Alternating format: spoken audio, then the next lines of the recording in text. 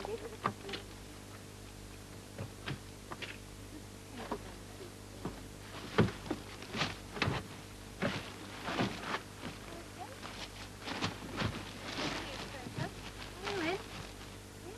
you go. Okay? Here you are, Mouse. That's to wipe a mouse on if she dribbles on you. Good girl. Yeah. The next few days of this puppy's life are going to contain strange and potentially frightening experiences. These will probably begin with its journey home.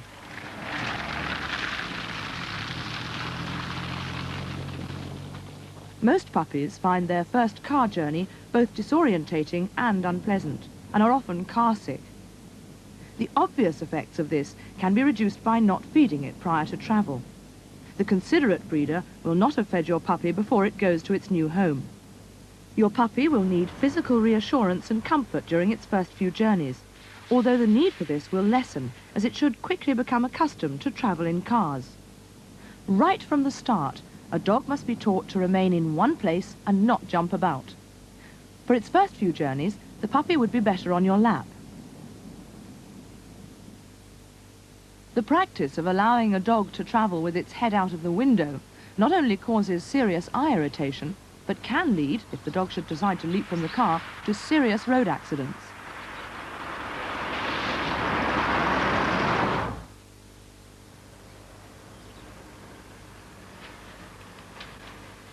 The puppy is about to enter its new home and begin its life as a member of a household. To ease it gently into this life, simple preparations should be made.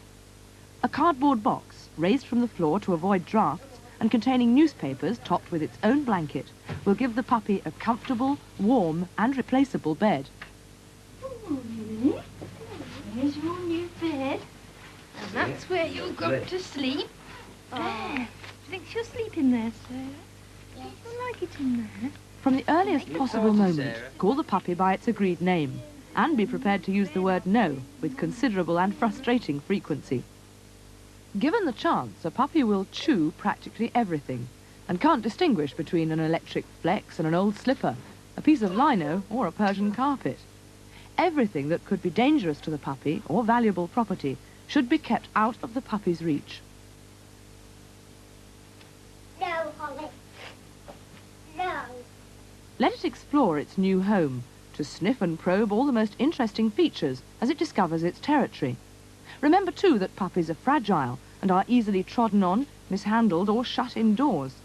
Its natural curiosity will lead it into danger, so you need to keep a sharp eye out at all times. Matthew, Sarah, bring Holly, it's feed time. A puppy needs more food in relation to its body weight than an adult dog, and will grow rapidly over the first 5 to 6 months. Sarah! If bought from a breeder at about 6 to 8 weeks of age, a puppy will already be used to solid foods, the quality of which is extremely important. The sound growth and development of all young animals hinges on good feeding, and a puppy diet based largely on table scraps is unlikely to contain the proper nutrient balance.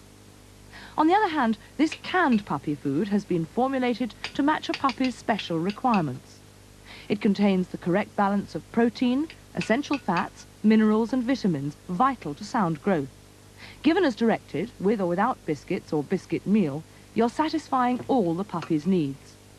Homemade diets suitable for growing puppies can be prepared, but this is time-consuming and it requires skill and nutritional knowledge.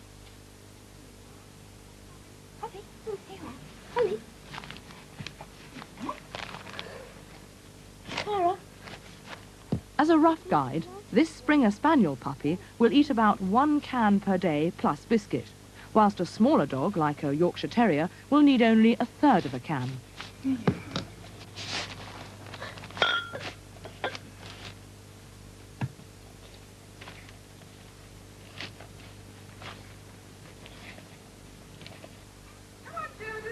Immediately after your puppy's finished eating, it should be taken to a suitable spot where it can relieve itself.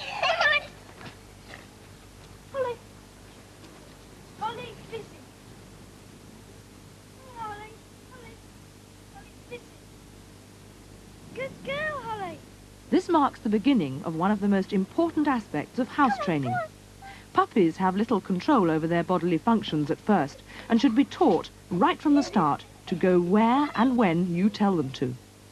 Your puppy will learn from the regularity with which it's taken to perform its movements that this is how it should behave. Accidents will happen, at least for the first 12 weeks, mostly overnight, first thing in the morning, or when it becomes excited. Their frequency will diminish, provided you carry out the proper training. Your puppy will feel lonely and lost for the first few nights alone. It'll miss its mother and the rest of the litter, and will probably yelp, howl, and whine. It's often suggested that a well-wrapped stone-hot water bottle and a ticking clock may help by simulating the warmth and heartbeat of its mother.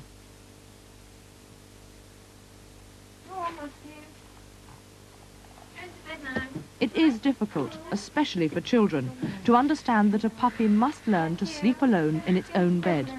Constantly rushing to give it comfort means that the puppy is dictating to its owner.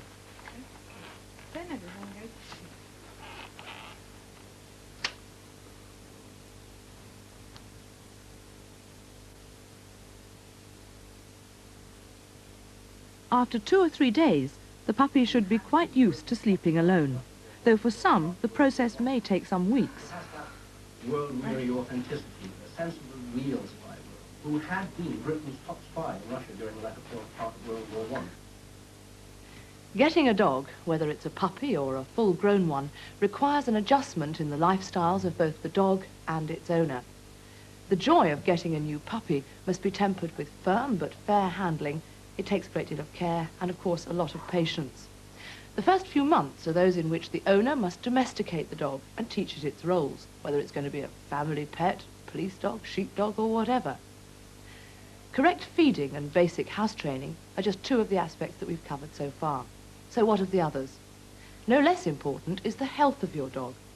Jim Alcock, a veterinary surgeon, told me the basic facts that every dog owner should know. When you first get your puppy, if there's anything that worries you, if he's not absolutely full of rude health, that's the time to ring your vet. If he's scratching, if he's itching, runny eyes, or anything of that nature, get in touch with your vet then. Pup should have been wormed at least twice before you got him. He might have had some temporary inoculation, in which case make sure you get a certificate, because somewhere, a fortnight after you've had him, puppy should then be inoculated against those 5 pretty dreadful diseases, any of which can kill him: distemper, hardpad, hepatitis, leptospira, and parvovirus. Normally, 12 weeks is the age, but puppy must have settled in his new home before he's injected. Having had those injections, is the puppy then totally covered? He's totally covered once they become effective, but it's a fortnight after the injection's been given, or the last injection if it's a course, before he's got his full protection. They're not giving him protection, they're making him make it, and there's a time lag while he's making them. And then that's it, the puppy's covered for life? The puppy's not covered for life, the puppy's covered.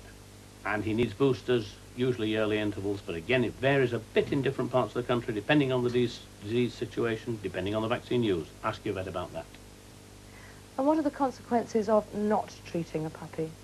Oh, not to inoculate a puppy is as bad as not feeding it. If you're at all responsible and at all care at all, you've got to protect him, because distemper is a killing disease and a nasty killing disease. It takes 6 to 8 weeks for the puppy to die, and it's a miserable death. And it's a very effective vaccination. The other 2, hepatitis and leptospira, are sometimes a bit less spectacular, but they're still serious diseases. And parvovirus, while it doesn't mean that there's puppies dead all over the streets, it kills 5% of puppies as it is. And those can be prevented, and you ought to prevent them. Getting on to a happier subject, grooming makes a puppy look good. What good does it do to the dog's health? Oh, encourages a good coat, because if you take the dead hair away and stop the dog keeping warm with dead hair, he grows live hair. Keeps the house a lot tidier, and the whole dog smells, feels, and looks better.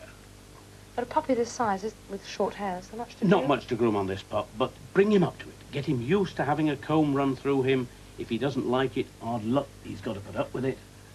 Pick his feet up, get him used to that so that you can wash his feet when necessary. Get him used to having his ears handled, even to opening his mouth, that he accepts that this